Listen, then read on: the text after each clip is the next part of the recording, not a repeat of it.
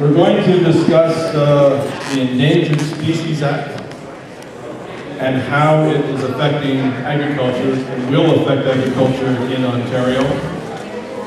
The loss of farmland, loss of income, the mortgage on your property. If you've got, say, a $500,000 mortgage and you lose production or value of your property, you may not get your mortgage renewed. Your operating line of credit, it may be reduced because you don't have the same level of income from the farm because the landing turtle or the bobolink or any one of 200 other species are at risk, and therefore the MOE, M&R, Conservation Authority come in and they say, you can't do corn, or you can't do hay, or you can't do something in some part of your farm. So I'm going to pass this to Tom first, and then I'm going to ask Jack if he'd like to step in at any time with the Endangered Species Act from a legislative perspective, and how it went through, and whether... Sure, come on up, yeah.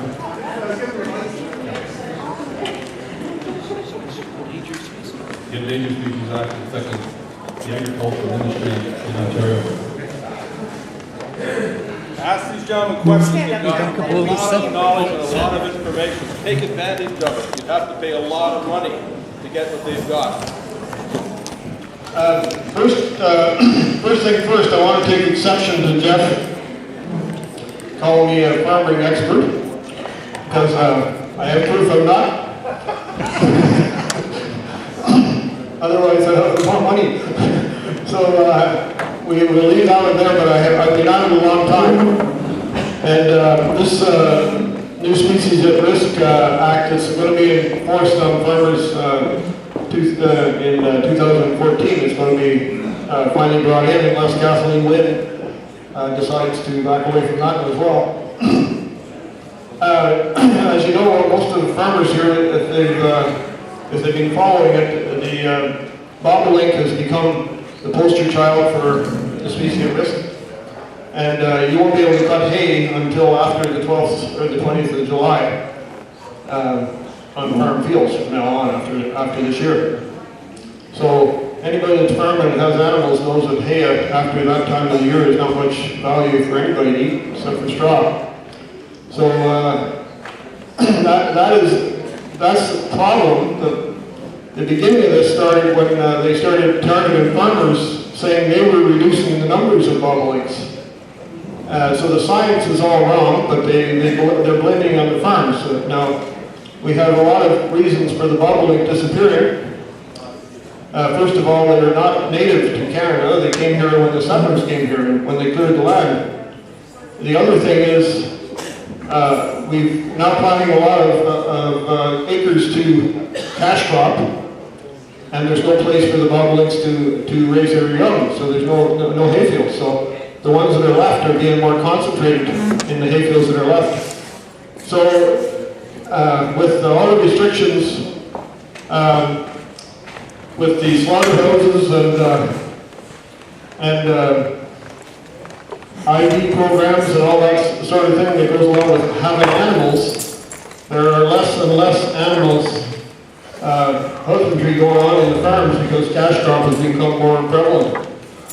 And so one of your only ways of staying in farming is get rid of the animals and make more cash crop. So it's a vicious circle. Eventually there will be no place for the bobolinks, and they've created that. So anybody got any questions about the Species at Risk Act? Anybody have any badgers on their farm? Oh, can I tell them that? Hey guys, if you guys have groundhog holes and there may be badgers in your area, the groundhog holes are protected as habitat for the badgers. George Morris Center did a report on this 2 years ago. So think about it. I think it's 800 acres, isn't it, around a groundhog hole? Around a badger den, it's 800 acres protected. Now, we don't have badgers here, but we didn't have turkeys here a couple of years ago either, and now we do. So we have badgers down below Hamilton, in that strip down there in the Chatham, and reintroduced, of course, just like the turkeys. But that's the protection area. Go ahead, Dwayne.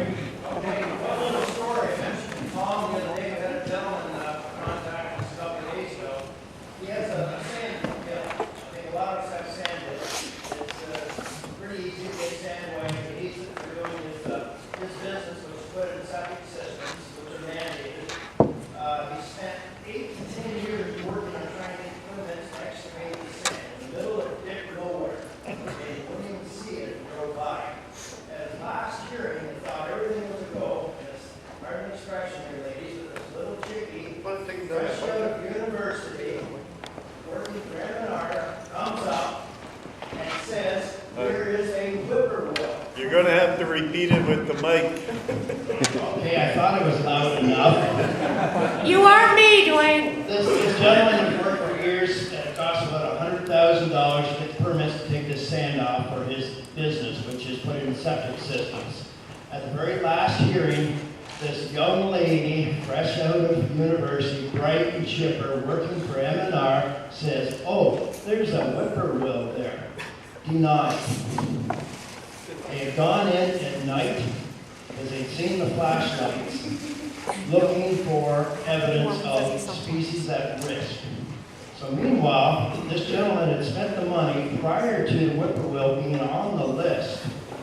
He's out approximately $100,000, can't generate income from his own property, but more importantly, I don't think he's realized yet that that whippoorwill could move. His other pits could then be closed down. Where does he sit then? My turn? Pass it on.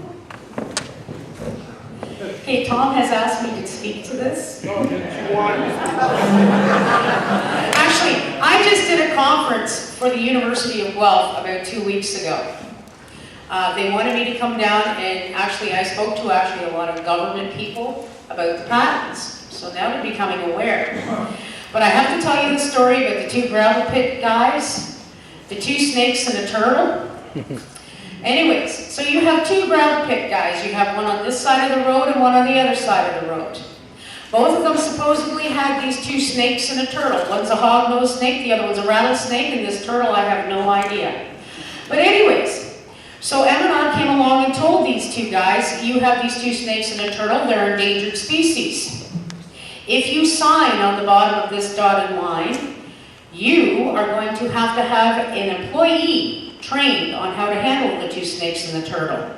You are going to have to shut down your operations during the mating season of the two snakes and the turtle, and you are going to have to put up snake fencing to protect these two snakes and this turtle.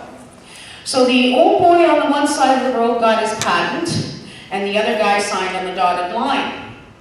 The guy that signed on the dotted line did all of the aforementioned. It's costing him money through the yin-yang. The old boy on the other side of the road got his patent and told the M&R to take that paper and put it where the sun doesn't shine. He doesn't shut down, and M&R has never been back. If you don't know your rights, you don't have any. Get the Landowner magazine, it was in there 2 issues ago. Thank you. Thanks, Liz. So, I have no idea where I was, but You said it fast. she's quicker than I thought. I was going back to a little, and it's not species at risk, but it's almost as bad. And has anybody got any rocks on their farm? Like, I mean, big rocks. Here's a guy. Would you sell one to one of your neighbors in town? You'd sell it, sure you'd sell some. Yeah, she wants to buy some. I'll put you guys together. Well, you'll get charged if you sell your rocks. Well, I got a license. I have a pit license. Oh, that's different. You're cheating. Go ahead, Shirley. If you what? Paint them. Oh, you mean a pet rock? Not a pet rock, but I have been known to take rocks And paint them. and paint them. It might look like a little house or a little animal or a bug or something like that. You can't sell them. If I take them and sell them, No, is you that can't sell okay? them. No. No? You need an aggregate permit. Hey, but it's your work. An aggregate license. You gotta be saying that through a bunch of Now, witnesses. we're talking, you heard Dwayne talking about the three guys trying to get the pit open, $150,000 of trying for the last 3 years to get an aggregate permit, which you need to sell a rock. Now, we had a guy charged up in Western Ontario with selling rocks. And he just sold a load back in last fall and another load this spring. So that thing's going to court. So this is not, we're not fooling, this is real. They're not digging them out of the ground. These are sitting on top of the ground. Go ahead. Can you give them away? No. Okay, but in regards to this, I hope this fellow gets his patent and finds out if the sand and gravel is reserved in his letter's patent. Because under M&R policy PL 4.03.01, it specifically states that sand and gravel is one of those reservations, and if it isn't reserved in the letter's patent, they can't make you get a license for your rocks, guys. Just going back to the patents, they still give patents out today, just so people know.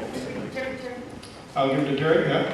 Because we have, like, they cannot give you a piece of crown land in any way, shape, or form without creating a patent for it, a patent grant for it. So that's still in effect. Doesn't matter what other. You want to say something, Terry? Oh yeah, I'll speak after you. Okay. Or after Liz, I mean. No, I'm shutting up. Oh. Terry's next. So that's a little bit off subject, but going back to the species at risk, this thing is coming down the hill pretty fast on us. Jack, have you got able to throw a light on that one? Are you going to talk Kathleen into turning that down? Are you going to talk Kathleen Wynn into turning that down and stand up for the farmers? I know she's ag minister now. Tom, I don't think you respect my new friend. You don't seem to understand where things are going to be all better, right? Was this turned off? Yeah. Is that good? Okay, turn it on. Jeff? Red? Is that on? Jeff, come show him his toy. Is that on? Yeah. Okay. I think I'm not going to speak specifically to the Endangered Species Act because there's all kinds of horror stories about how much money it's cost people. Speaking of Michael. Speaking of money, okay. How much it's cost people, millions of dollars. They've stopped quarries, they've stopped subdivisions. It's insane, but it's taking away our private property rights. It's just one more of those legislations, like every time there's a land use designation on private property, whether it's a wetland. Michael, I was talking to you, where are you? You got to do an archaeological study to sever a lot off your farm because somebody in government, Ministry of Tourism, Culture and Sport wants you to do an archaeological study. Basically, they're trying, that's a roadblock which may stop you from severing your land. Certainly it'll cost you $5,000 or $10,000. That kind of stuff goes on all the time. And there's more and more of that coming down the pipeline. There's an awful lot of the planners in this world that works for governments at all levels of government that are, when they go through planning school, they're basically indoctrinated with socialism. And the idea is that private property rights is a bad thing. And of course, we're one of the only bodies, being the Ontario Landowners Association, that aggressively fights for property rights. And we have to step that up because the pressure to take our property rights is increasing. There's going to be more legislations, don't kid yourself, and more will to expand the legislations and give them more power. Like next year, the Endangered Species Act is going to come into power, and more people will find all of a sudden they're affected, and they can't do what they want to do with their land, and their land is worth a whole lot less money, maybe even nothing. There's people already in Ontario that own land now that's worth nothing, because the government took the value away, and that's the law. So that is happening, and that's not new, and it's